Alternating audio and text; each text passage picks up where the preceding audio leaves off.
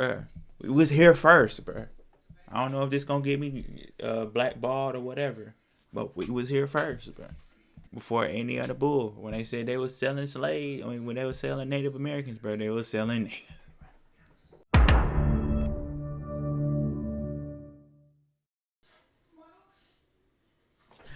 What's good, job, man? It's your boy Yashay back in now.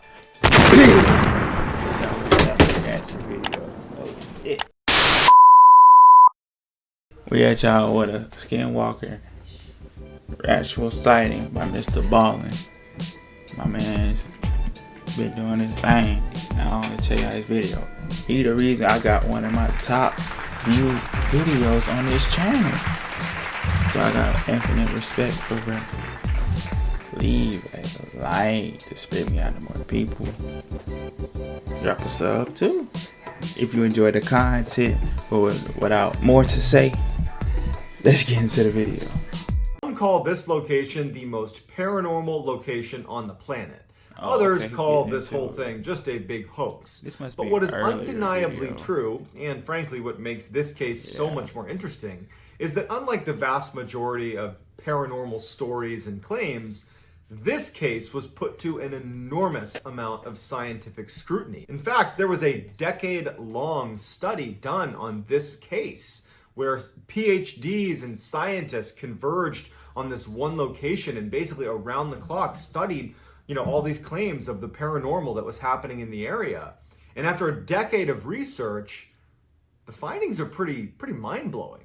And the case that I'm referring to is none other than the very famous Skinwalker Ranch. So the too long didn't read version of this story is you have a family that purchases a ranch out in Utah, and as soon as they move in, they start noticing some pretty bizarre things around their property. Everything from, some of their livestock going missing or being harmed. They have strange sightings in the woods of creatures and lights in the sky. They eventually report it to the news, and that news story gets picked up by a couple of other outlets, and a billionaire who is obsessed with researching the paranormal sees this story. He buys the property and installs an entire team of scientists and researchers to basically try to figure out what was happening at this ranch. And they spend 10 years studying. Right? Yeah, I ever seen Supernatural where like it was one episode of Supernatural where it was an angel that came down. She had forgot who she was, and then her grace got taken out. Like her God's grace or something like that got taken out, and it was put to a certain area, and it was doing things similar to this.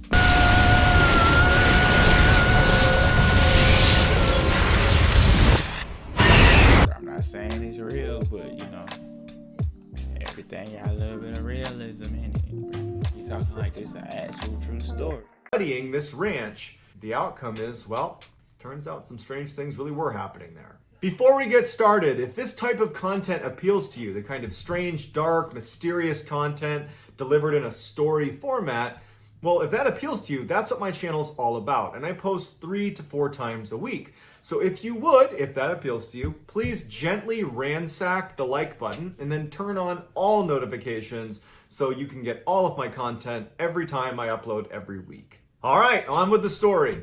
All of that, the same over here. But except the consistency, bro. We are super inconsistent, bro. I'm gonna let y'all know that straight up. But if you ain't welcome nowhere else, you welcome here. So just know that I got you, but you got me. You have to bear with me though. But I'm actually happy y'all got me to 100 subs. Hey man, it's not the grandest thing, but you gotta be happy with small beginnings, bro. I'm glad I got 100 people watching me, bro. Consistent. And I ain't mad at it.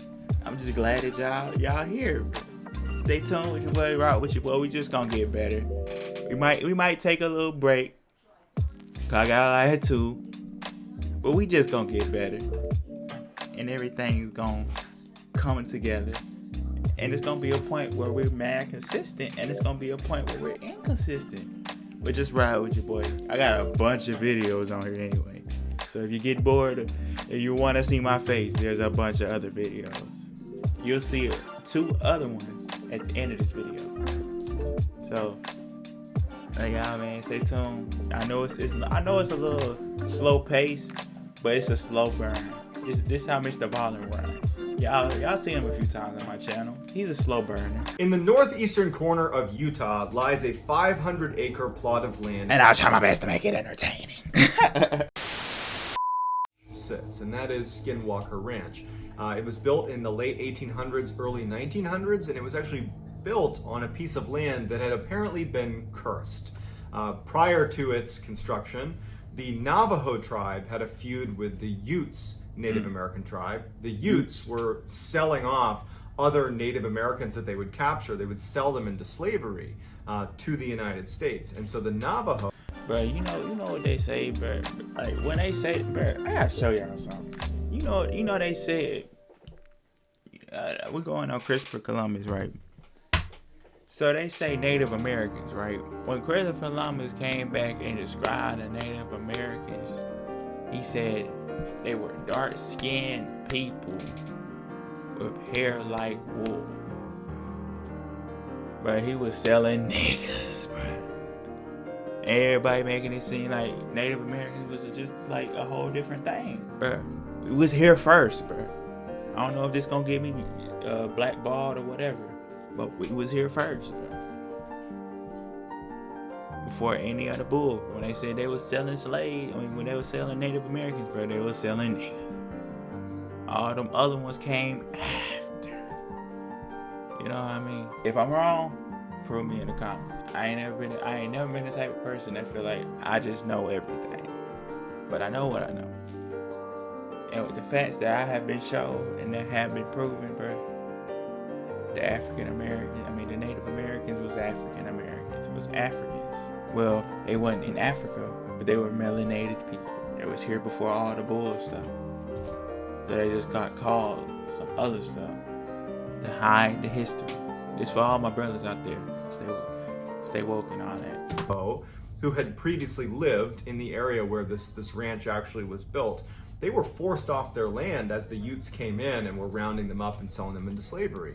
And before the Navajo left that area, they cursed the land with what's called the Skinwalker curse. The idea was they were going to torment the Utes tribe for the hardships they had inflicted on the Navajo. The Skinwalker curse, legend has it, is this curse where these witches descend on the area and take the form or wear the skin of various predatory animals in the area, namely large wolves and foxes. They inhabit those bodies and terrorize anybody in the cursed land. At some point, this ranch is actually built on the land that had apparently been cursed. It wasn't until many years later when owners of that ranch started seeing predatory animals doing some very strange things in and around their property that they did some research on the area, learned about this curse, and then before long... But see, also with that, bro, how is it your property? If this property was stole from a tribe that was already there, how is it your property? You know what I mean? Just something to think about. How is it your property if the property that you standing on was stolen by somebody else? How does this belong to anybody other than the person it was stolen to? And curses are just like spellers, are just like words, bro. Words can curse and words can bless. That's why they call it spelling. Words are powerful. Don't ever take your words for granted. Don't ever take somebody else's words that come into contact with you for granted. The power is in your tongue. You have the power to inspire, or you have the power to degrade and make everything decay around you. Keep the light inside. Keep that tongue full of brightness. Inspire yourself, encourage yourself, and encourage the person around you. I bet you'll see a better life. Back into the video. The nickname had stuck. In 1994, Terry and Gwen Sherman purchased Skinwalker Ranch. It had actually been abandoned by the previous owners for the last few years, so when they purchased it, they got it for way below market price. So they are just so excited to be moving in.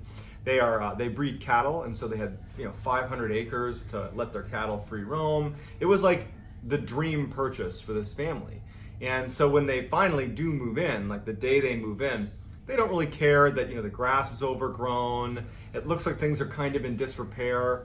And in fact, when they go into the homestead, like the actual house on the property, they were so excited about everything that they kind of overlooked some of the strange things that they immediately noticed about the property.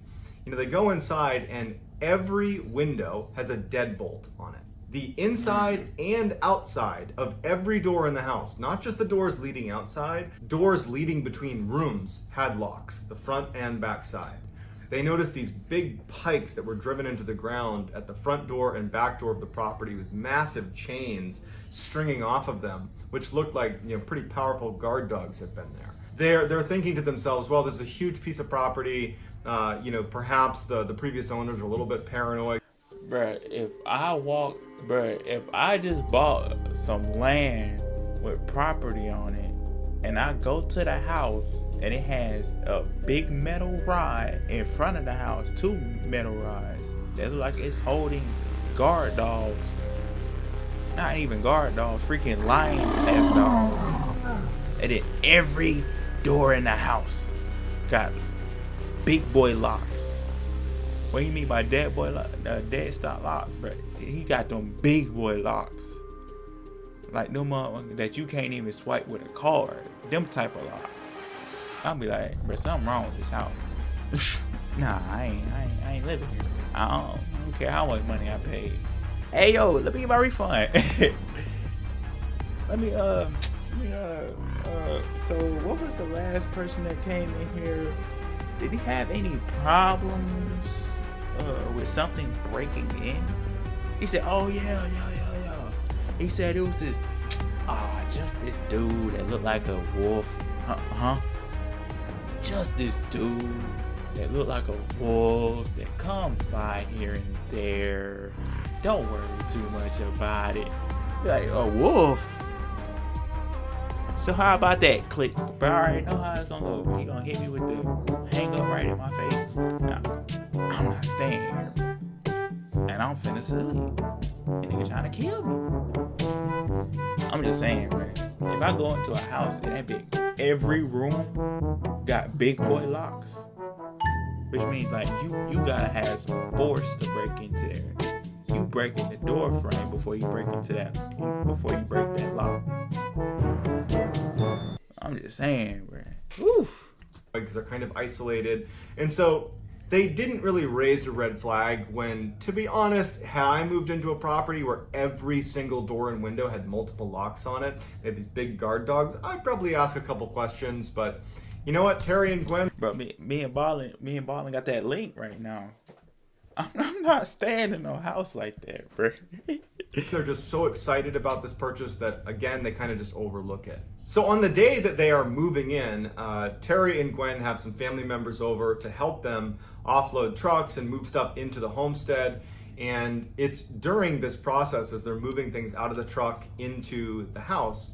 And again, you got to remember that the house is situated like right in the middle of the property. And you can see in every direction, basically unobstructed, because it's basically open desert, with the exception of a couple areas that are, you know, basically forests. And as they're offloading some of the stuff into the house, Terry looks out at one of these tree lines and he notices this huge wolf, or what looks like a wolf. Pretty.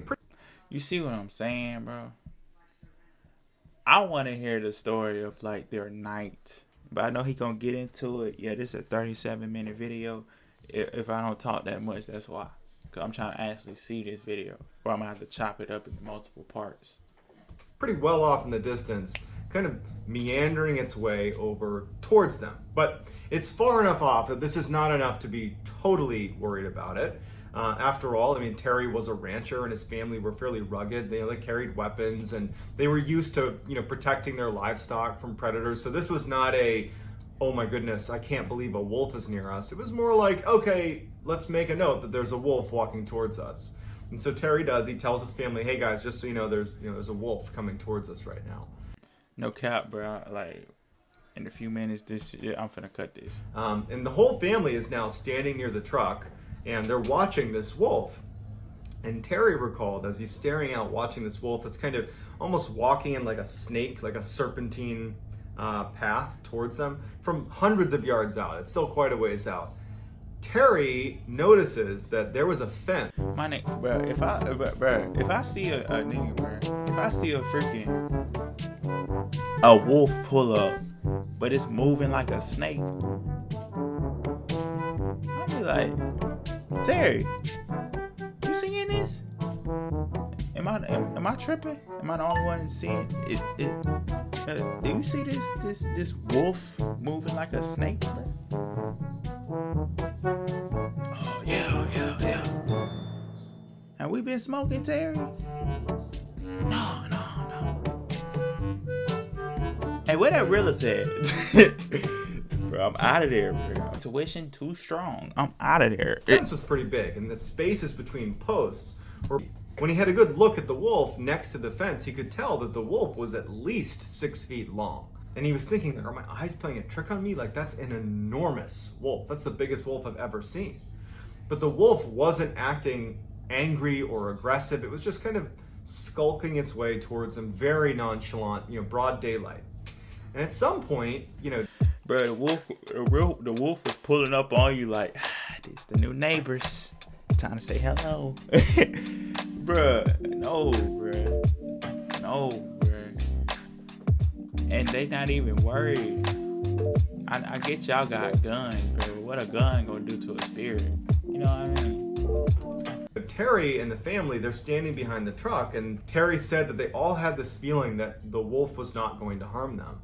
And the wolf got about 100 yards away, and Terry and his family are transfixed. And he even said he didn't understand why they weren't scared or why they weren't, running away or shooting at it or something, but they didn't. All of them are just standing there watching this wolf. Y'all ass was fascinated. That ass was fascinated. They was stuck. They all froze up in fascination. Like, why is this wolf moving like a snake towards me? And it's just nonchalantly doing it like that's normal. I do the same. But then in the back of my head, I'd be like, why are you watching it? Like, exactly, why am I watching it? Bro, let's go! Bro, I'm out of there, bro. Me, myself, I'm gone. You know what I'm saying? I'm gone. Massive. And the wolf is wagging its tail and acting like a domesticated dog. The wolf comes over and goes up near Terry's father, who was there helping unload some of the gear they had. And Terry's father just kind of reflexively reaches out to start petting. He's petting like up at his head level, this massive wolf. And the wolf just acts like a domesticated dog and kind of rubs against his hand and then starts walking away from them, just wagging its tail and not doing anything, not causing them any harm, not snarling, not growling, nothing. Oh, is this a story about that wolf hold on, is this that story about... I want to hear what they named. But just as nonchalantly as it walked over to them, it walks over to where they had a pen with a couple of cows and calves inside of this pen. And one of the calves had its head through the post that was keeping them in this cage, just kind of watching this wolf. And the wolf notices it and in an instant jumps over to this calf and immediately has the whole head of the calf in its jaws, just trying to rip it out of the cage. But it can't get it to squeeze through the cage. And so all of a sudden, like Terry and his family are broken out of this weird trance. And Terry starts firing shots at the wolf. It strikes the wolf and has no impact. They run over, they start hitting it with the back end of an axe. They're trying to get this thing off of the calf because their livestock, that was their livelihood. And these are rugged people, and so they're trying to fight to save their property, to save their cows. And the wolf is just totally unaffected. It's not trying to attack Terry or his son that are trying to get rid of it. The wolf is just trying to attack the cow, but it won't let go. And finally, it just kind of gives up on the calf, starts kind of retreating. Terry ends up getting his rifle, a high-powered rifle, and takes a shot at the wolf one more time. But again, it just has no impact on the wolf. And the wolf just, at some point, just as, I guess, bored, turns around and kind of trots off into the... Like I said, bro. Did you not just hear me say that? What is a gun gonna do to a spirit? What is a gun gonna do to a spirit, bro? Is it just gonna blink?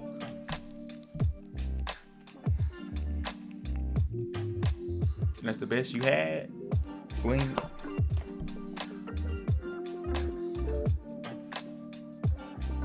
That's it. You come up with this sniper rifle. Bang. I actually felt that one a little bit. That tickled a little bit. That's it. And it just walks off. Just being like, if I want to fuck y'all up, I can fuck y'all up. That's crazy. He just flexed on y'all without flexing. The woods. After they kind of were brought out of that initial trance, that they remembered this horrible smell, that's like foul, almost chemical smell that just permeated the whole area after the wolf was there. Terry and his son, they decided to go track this wolf because now there's this massive predator that's going to make owning cattle extremely difficult, and so they would have to go deal with this predator.